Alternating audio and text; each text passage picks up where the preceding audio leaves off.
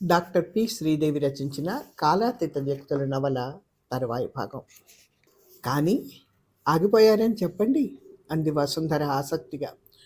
ఏం లేదు, ఎందుకో భయం వేస్తోందంతే అన్నాడు కృష్ణమూర్తి. భయమా? భయం దేనికి? ఏమిటో వసుంధర గారు, మీలాంటి వాళ్ళతో వ్యవహరించడం ఎలాగో నాకు నిజంగా తెలియదు.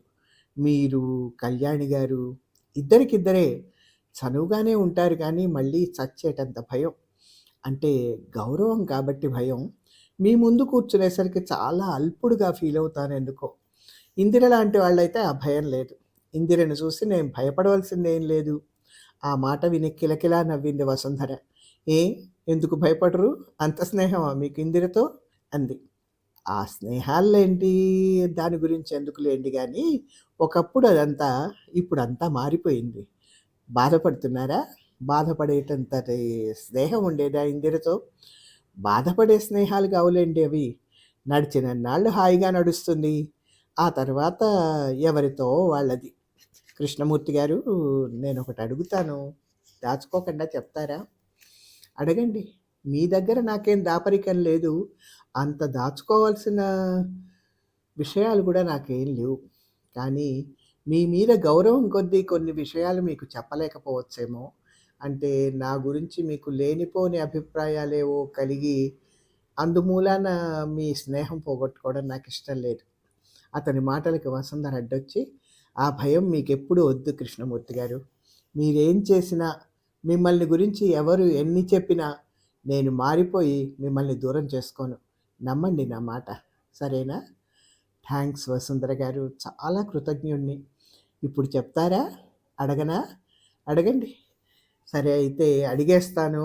ఒకప్పుడు మీరు ఇందిర దగ్గర స్నేహితులు కదా?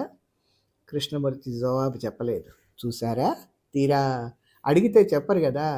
ఫోన్లేండి, అలాంటి విషయాలు అడగకూడదన్నమాట అంది వసుంధర. కృష్ణమూర్తి కొంచెం బాధగా, దయచేసి మీరు అలా అనుకోవద్దు. మీ దగ్గర నాకేం దాపరికం లేదు. ఇందిర గురించి నన్నేమి ఎక్కువ అడగండి అంతే. ఇక ముందు మీ గౌరవాన్ని నిలబెట్టే పద్ధతిలో ప్రవర్తిస్తానన్నాడు. వసుంధర కొంచెం సేపు మౌనంగా ఊరుకుంది. తర్వాత నెమ్మదిగా జీరబోయిన కంఠంతో, అర్థమైంది కృష్ణమూర్తి గారు, ఇంకెప్పుడు నేను అడగలేండి. అలాగే మీరు కూడా ఇంకెప్పుడు ఇందిర గురించి ఆలోచించకండి అంది. జన్మలో ఆలోచించను. ఆ మాటకొస్తే ఇదివరకు కూడా ఆవిడ గురించి నేను సీరియస్గా ఆలోచించలేదు. దూరాన గట్టు మీద దీపాలు వెలుగుతున్నాయి, కానీ వాళ్ళిద్దరూ కూర్చున్న చోట చీకటి వలయం ఆక్రమించి ఉంది. పొడలు తీరిన ఆ చీకటి పాయలలో ఒకరికొకరు సరిగ్గా కనబడటం లేదు. అయినా కృష్ణమూర్తి వైపే చూస్తూ, ఇతను ఎంత మంచివాడు, వెతికినా ఎక్కడా కల్మషం లేదు, హంస లాంటివాడు, బురదని కెలికే అలవాటు లేకపోలేదు, కానీ అది ఇతన్నేం అంటుకోలేదు. ఆ సంగతి దాచుకోవాలనే తత్వం కూడా లేదు. ఇలాంటి మనిషికి దూరంగా ఉండాలన్న పిన్ని సలహా అనుకుంది. అప్రయత్నంగా అతని చెయ్యి తన చేతుల్లోకి తీసుకొని, కృష్ణమూర్తి గారు అంది. కృష్ణమూర్తి ఉలిక్కిపడ్డాడు. లిప్తపాటు భయంతో అతని శరీరం కంపించింది. ఎర్రగా కాల్చిన ఇనప కణికలు తన చేతిని నొక్కేస్తున్నట్టు అనిపించింది.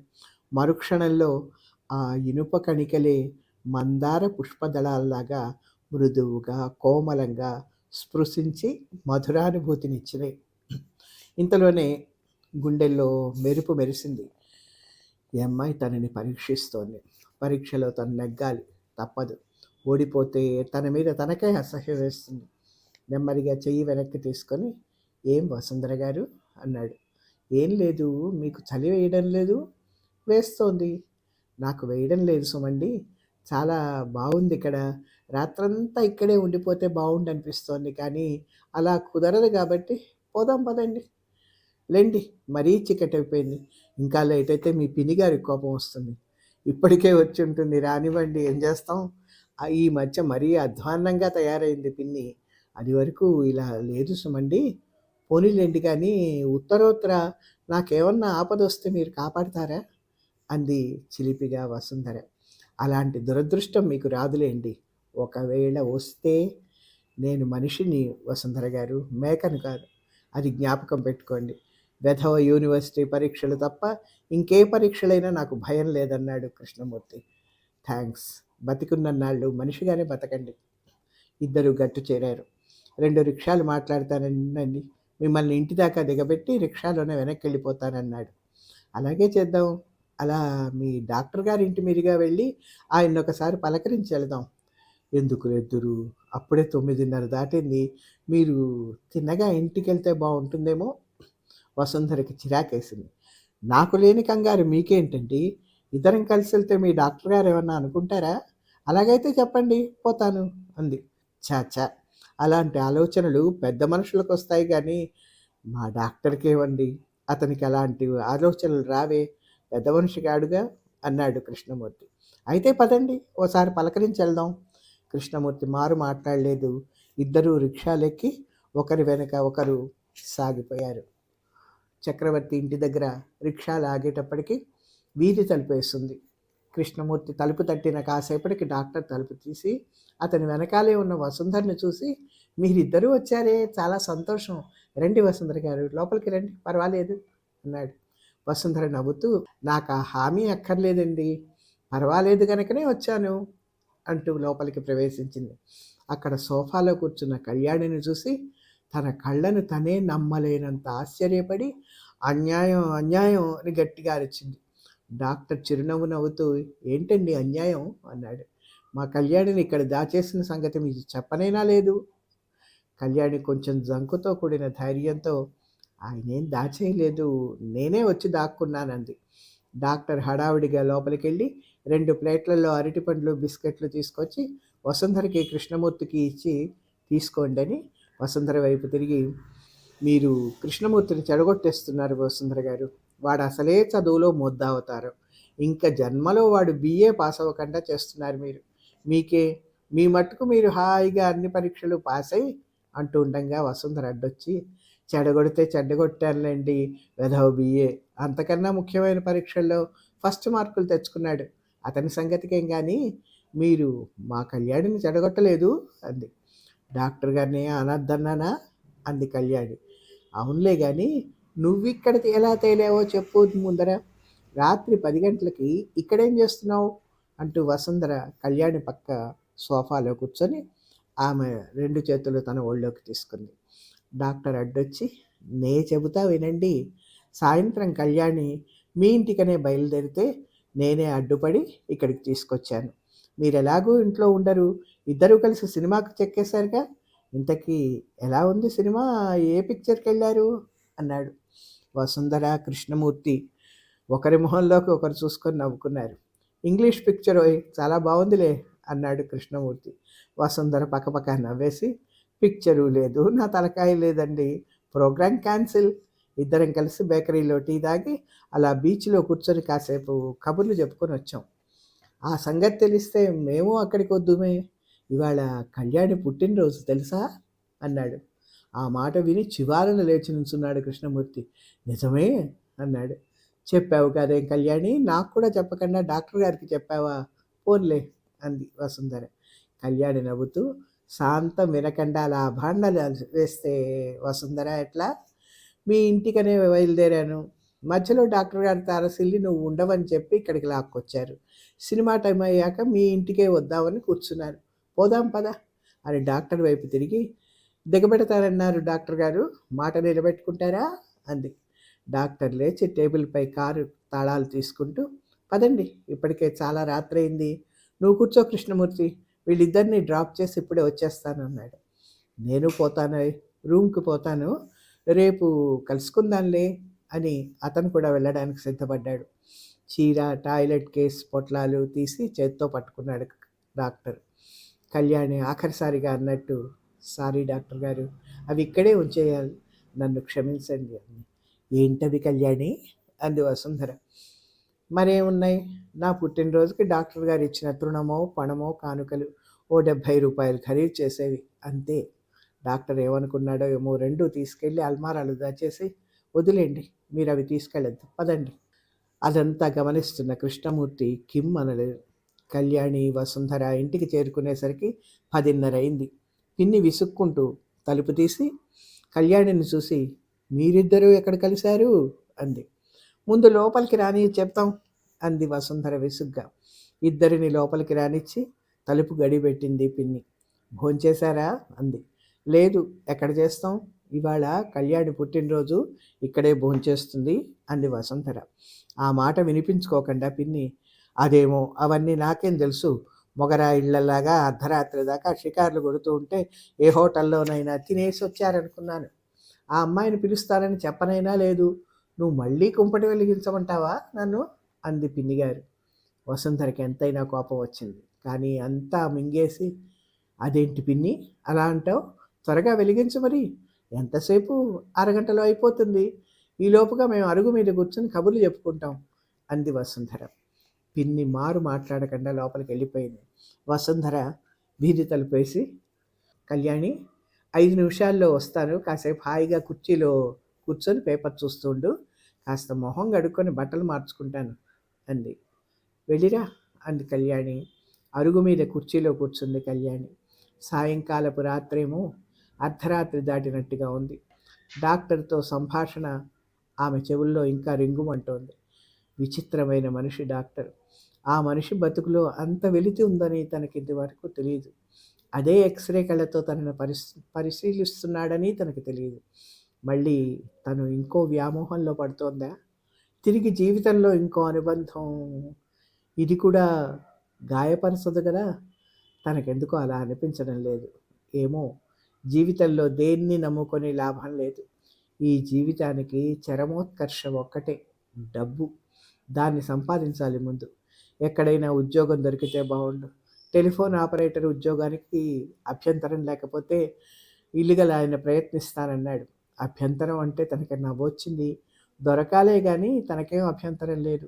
మున్ముందు తనకి కావాల్సింది ఓ వ్యక్తిత్వం, ఓ గూడు. అప్పుడు తర్వాత విషయాలు ఆలోచించుకోవచ్చు. ఏనాడో విరిగిపోయిన తన స్వప్నాలను మళ్ళీ జ్ఞాపకం చేశాడు డాక్టర్. ఛ, జీవితంలో నిర్ణయాలు తీసుకోవడం ఎంత కష్టం. హఠాత్తుగా జ్ఞాపకం వచ్చాడు ప్రకాశం కళ్యాణికి.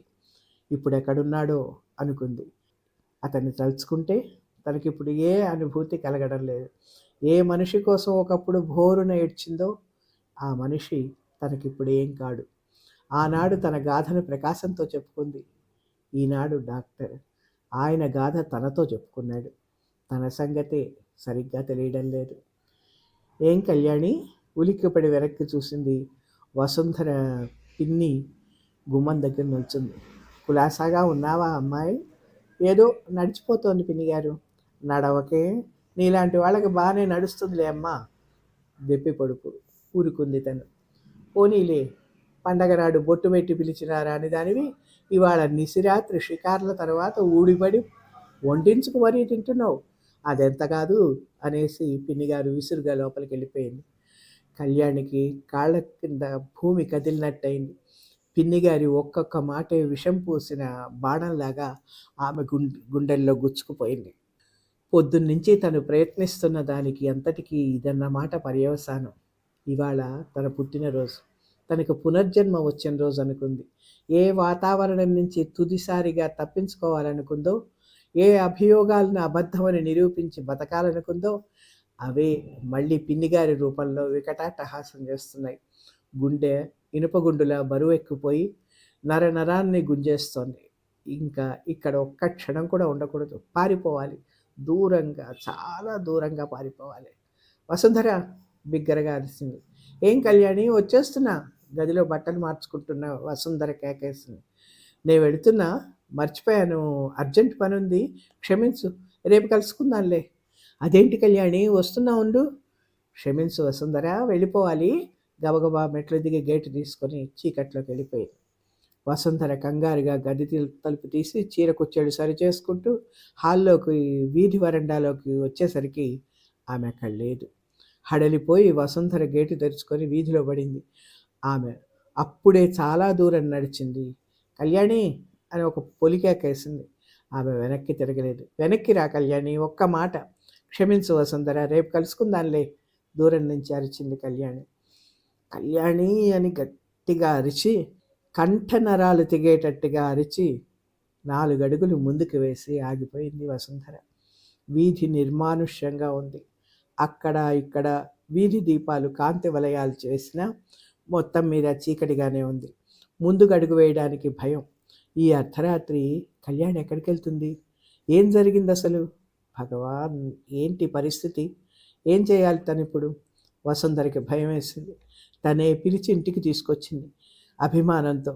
తన ఇంటికి వచ్చింది అభిమానంతో పిలిస్తే. తను బట్టలు మార్చుకునే లోపల ఏం జరిగింది? లోపలికి వచ్చి అరుగు మీద కుర్చీలో కూలబడింది వసుంధర. 2 చేతులతోనూ మొహం కప్పేసుకుంది. పిన్ని గట్టిగా మూలిగింది బాధతో, దుఃఖంతో. ఏం అమ్మాయి అని బదులు పలికి గుమ్మం దగ్గరకు వచ్చింది పిన్ని. కళ్యాణిని ఏం చేసావు పిన్ని నువ్వు? దీనంగా మొహం పైకెత్తి అడిగింది. బొంగురుపోయిన గొంతు, కళ్ళల్లో నీళ్లు, ధన్ధనమని కొట్టుకునే గుండె చెవుల్లో స్పష్టంగా రోకటి పోటులాగా వినిపిస్తోంది. బాగుంది వరుస. నేనేం చేశాను? ఏదో చేసావు పిన్ని, నిజం చెప్పు. అందుకే కళ్యాణి పారిపోయింది. ఏంటి వసుంధర నువ్వు అంటున్నది? ఎంత మారిపోయావమ్మాయి! చివరికి చిన్న పెద్ద విచక్షణ కూడా పోయిందా? లోపల పెళ్ళుబుకుతున్న దుఃఖం కోపంగా మారిపోయింది. కుర్చీలోంచి లేచి నిలబడి, విచక్షణ లేకపోయింది నీకా నాకా పిన్ని? ఇంటికొచ్చిన స్నేహితురాలిని అర్ధరాత్రి బయటికి గెంటావే. నేనా గెంటాను? గెంటానా నేను? అమ్మయ్యో, నువ్వేనా అంటున్నావు నన్ను? నువ్వే నువ్వే నువ్వే మాటికి మాటికి నువ్వే ఏదో అనుంటావు. పొటుకు మాట ఏదో అనకపోతే ఆమె నుంచున్న పాట ఎందుకు పారిపోతుంది? అభిమానంగా వచ్చిందే, నా కోసం వచ్చిందే, ఎందుకు వెళ్ళిపోయింది? మొహం కడుక్కుందామని అలా వెళ్ళొచ్చే లోపల ఈ ఉపద్రవం ఏంటి? ఏమన్నావు కళ్యాణ్ని? ఛీ, నీలో ఇంత కుళ్ళుందనుకోలేదు. వసుంధర, పిన్నిగారి స్థాయి హెచ్చించింది. ఎవరితో మాట్లాడుతున్నావో తెలుసా? అంత నెత్తికెక్కాయి ఆ కళ్ళు. ఈ ఇంట్లో ఒక్క క్షణం కూడా ఉండను నేను. ఇప్పుడే మీ అన్నయ్యకి టెలిగ్రామ్ ఇచ్చి పిలిపించి నీ సంగతి ఏమిటో తెలుస్తాను. నువ్వు నీ మొగాళ్లతో షికార్లు. నోరు ముయ్. గుండెలు దద్దరిల్లేట్టు ఆ పెనుకేకకు ఆ రాత్రి నిశ్శబ్దమే వణికిపోయింది. గది గోడలు గిరగిరా తిరిగిపోయాయి. పిన్నిగారు హడలిపోయి నేల మీద కూర్చుండిపోయి, మాటలు తినగా రాని పిన్ని, నీ ఇష్టం వచ్చినట్టుగా టెలిగ్రామ్ ఇచ్చి పిలుచుకో, ఎవరిని పిలుస్తావో తక్షణమే. మూటాముల్లా కట్టుకొని నీ ఇష్టం వచ్చిన చోటుకెళ్ళు. ఈ క్షణం నుంచి నీకు నాకు సంబంధం లేదు. నోరెత్తావా జాగ్రత్త, విసురుగా అనేసింది వసుంధర పిచ్చెక్కిందాల్లాగా. ఉద్వేగం అవధులు దాటింది. ఇల్లు, వాకిలి, గతం, వర్తమానం, అన్నయ్యలు, అధికారం అన్నీ ఆమెలో ఆ క్షణంలో ప్రజ్వరిల్లిన క్రోధాగ్నిలో భస్మమైపోయాయి. పరాభవాగ్ని ఒక్కటే దేదీప్యమానంగా గుండెల్లో వెలిగిపోతోంది. ఎక్కడికి వెళ్ళింది కళ్యాణి అర్ధరాత్రి చీకట్లో? సరిగ్గా ఇల్లు చేరుకుంటుందా? ఏ అఘాయిత్యానికైనా తలపడుతుందా? చాచా, అలాంటి పని చేయదు. రేపు కలుసుకుందాం అందుగా. నీటిలో మునిగిపోతోంది వసుంధర. అట్టడుక్కి మునిగిపోతోంది.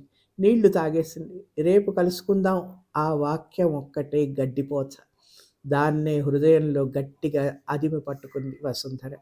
కుర్చీలో అలాగే కూర్చుండిపోయింది. నిద్ర కాదది, మెలకువ కాదు.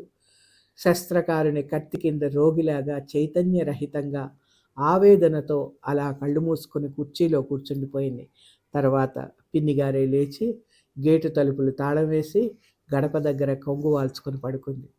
విసురుగా నడుస్తూ సందు మలుపు తిరిగేసరికి కళ్యాణికి రోడ్డు మీద మనుషుల అలికిడి కొంచెం ధైర్యం ఇచ్చింది. భయం లేదు, లోకం ఇంకా మేలుకునే ఉంది. ఈరోజు చివరికి ఇలా ముగిసిందేంటి? తన పుట్టినరోజు దినం, తను పునర్జన్మ పొందిన దినం. గదికెళ్ళాలా? డాక్టర్ గారి ఇల్లు పక్క వీధిలోనే. మెరుపులా ఆమెకు ఒక ఆలోచన తట్టింది. గదిలో వెచ్చగా రగ్గు కప్పుకొని పడుకుని పుస్తకం చదువుకుంటున్న డాక్టర్కి తలుపు చప్పుడైనట్టుగా వినిపించి, ఎవరు అని పక్కన నుంచే లేవకుండానే అరిచాడు. అర్ధరాత్రి తలుపు కొట్టడాలా అతనికి అలవాటే. చెవిపోటు పెడుతోందని వచ్చేవాళ్ళ నుండి ప్రాణం మీదకు వచ్చిన వాళ్ళ తాలూకు వాళ్ళ దాకా రకరకాల పేషెంట్లు అతన్ని రాత్రిపూట సరిగ్గా నిద్రపోనీరు. మళ్ళీ తలుపు చప్పుడు విని విసుక్కుంటూ వెళ్ళి లైట్ స్విచ్ వేసి తలుపు తీశాడు. తన కళ్ళను తనే నమ్మకలేకపోయాడు. ఎదురుగా కళ్యాణి. ఇక్కడికి ఆపుదాం.